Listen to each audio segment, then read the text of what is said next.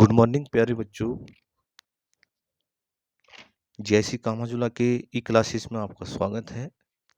आज हम पढ़ने वाले हैं निर्माण उद्योग पार्ट 2। पार्ट 1 हमने पढ़ चुके हैं, जिनमें हमने निर्माण उद्योग जो है उसके बारे में पढ़ा। द्वितीय क्रियाकलाप है ये। उसके बाद उद्योगों के प्रकार पढ़ा हमने। उत्पादों के आधार पर उद्योग, श्रम के आधार पर उद्योग, कच्चे माल के आधार पर उद्योग और कच्चा माल निर्मित वस्तुओं के भार के आधार पर उद्योगों को पढ़ा हमने। स्वतंत्र उद्योग क्या होते हैं उसके बारे में पढ़ा। आज हम ये जितने भी प्रकार के हमारे उद्योग है उनको बनाने में जो कारक होते हैं, भौगोलिक कारक, यानी जो प्रकृति के द्वारा जो दिए गए हैं भौगोलिक कारक स्थिति के अनुसार। तो नंबर 1 है उद्योगों की स्थिति। उसके आधार पर सबसे फर्स्ट है आपका कच्चा माल। जहाँ पे हमें कच्चा माल मिलेगा वहीं पे हम जो है उद्योगों को लगाते हैं। जैसे भार उद्योग वाले भार ह्रास, यानी कम भार को कम करके भार ह्रास वाले उद्योग कच्चे माल की प्राप्ति वाले स्थानों पर ही लगाए जाते हैं। जैसे चीनी उद्योग, लौह इस्पात उद्योग। ठीक, जैसे अब चीनी हमारे चीनी उद्योग है, जहाँ पे गन्ने का उत्पादन किया जाएगा वहीं पे जो है आपका चीनी उद्योग को लगाएंगे, क्योंकि अब कच्चे माल भी हमें गन्ना मिलेगा तो उसका वेट ज़्यादा होगा। तो जैसे 100 किलो आपका गन्ना होगा, उस गन्ने को जो है चीनी में कन्वर्ट करने के लिए उसका चीनी कितनी प्राप्त होती है हमें, 12 किलो।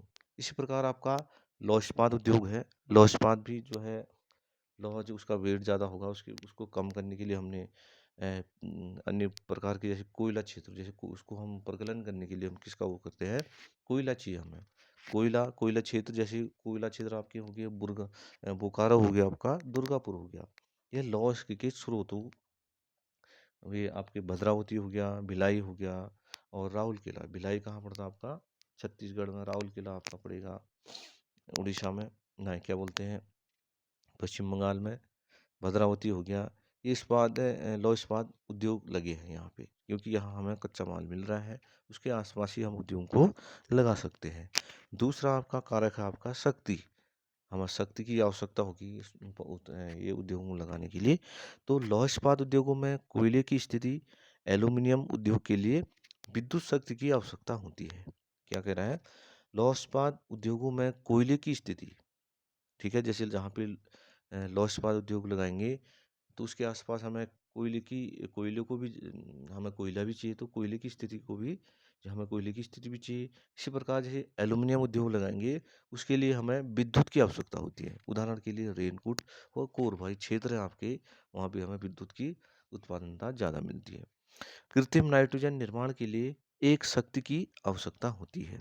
कृत्रिम में जो आपका नाइट्रोजन होता है उसके लिए हमें किस चीज़ की आवश्यकता होती है, नाइट्रोजन शक्ति की आवश्यकता, ये लाइट की, बिजली की आवश्यकता होती है। आपका थर्ड पॉइंट है आपका श्रम। क्या है, श्रम। श्रम में आपका कुशल श्रमिकों की आवश्यकता होती है। ठीक है, जहाँ पे आपका ये उद्योगों को लगाएंगे उनको काम करने के लिए जो है कुशल श्रम, जिन काम सीखे हुए श्रमिकों की आवश्यकता होती है। फिरोजाबाद में शीशा उद्योग हो गया आपका, फिरोजाबाद में शीशा उद्योग। ठीक है, उसके बाद कानपुर में चमड़ा उद्योग हो गया आपका, लुधियाना में आपका हौजरी उद्योग हो गया। ये सारी चीज। फिर उसके बाद हम पॉइंट चौथा आपका परिवहन एवं संचार। परिवहन एवं संचार, जो भी जितने भी हमारे ये उद्योग लगे होंगे उनके परिवहन एवं संचार की आवश्यकता होती है। जहाँ पे उद्योग में माल तैयार हो गया उसको पहुँचाने के लिए हमें किन चीज़ों की आवश्यकता होती है, सड़क हो गया, रेल हो गया, बंदरगाह। बंदरगाह तो समझते होंगे ना, जो समुद्र के किनारे बने होते हैं बंदरगाह है, जहाज़ों को ठहरने के लिए। तो बंदरगाहों की आवश्यकता होती है, रेल की आवश्यकता होगी, सड़कों की आवश्यकता होगी। तो कह रहा कच्चे माल को उद्योगों तथा वहाँ से बाजार में लाने के लिए आवश्यक है। उदाहरण की सड़क हो गया, बंदरगाह हो गया, महत्वपूर्ण है। पॉइंट आपका पांचवा है आपका बाजार। फिर जो माल तैयार हो गया, आप परिवहन भी हो गया, उसके बाद हमें मार्केट चाहिए। ठीक है, बाजार से निकटता यातायात के खर्चा कम करती है।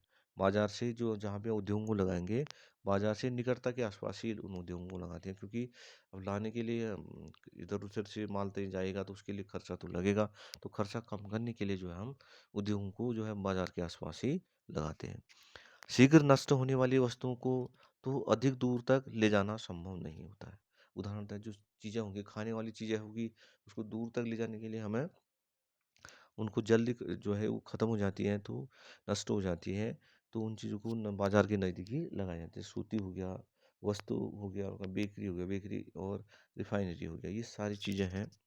बेकरी तो मार्केट के बाज़ार के आसपास ही लगता है, क्योंकि जल्दी ख़राब होने वाली चीज़ है। रिफाइनरी समझ रहे होंगे, प्राकृतिक गैस होगी, पेट्रोलियम हो गया, ठीक है, ये सारी अब रिफाइनरी के अंतर्गत आती है।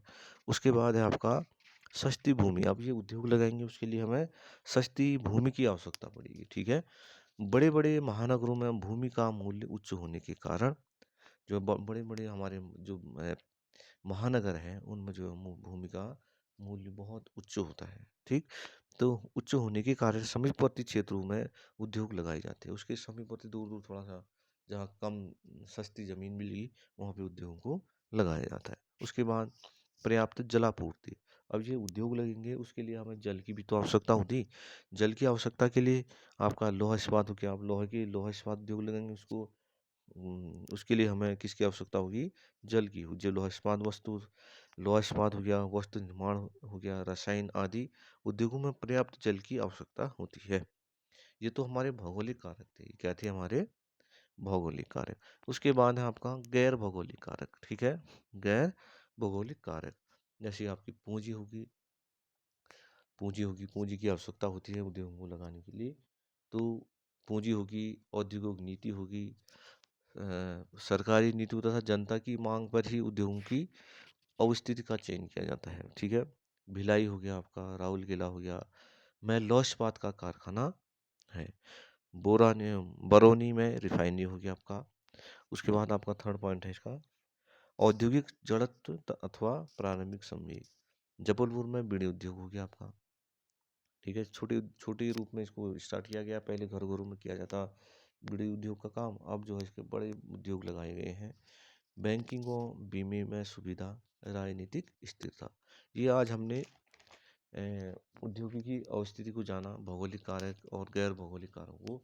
तो इसके आप लोग, मैं इसके पीडीएफ के रूप में आपको नोट्स भी भेजूंगा, तो आप लोग नोट्स बनाते रहना और खाली मत बैठना आप लोग घर पे, ठीक है बेटा। ओके भाई, मिलते हैं अगली क्लास में।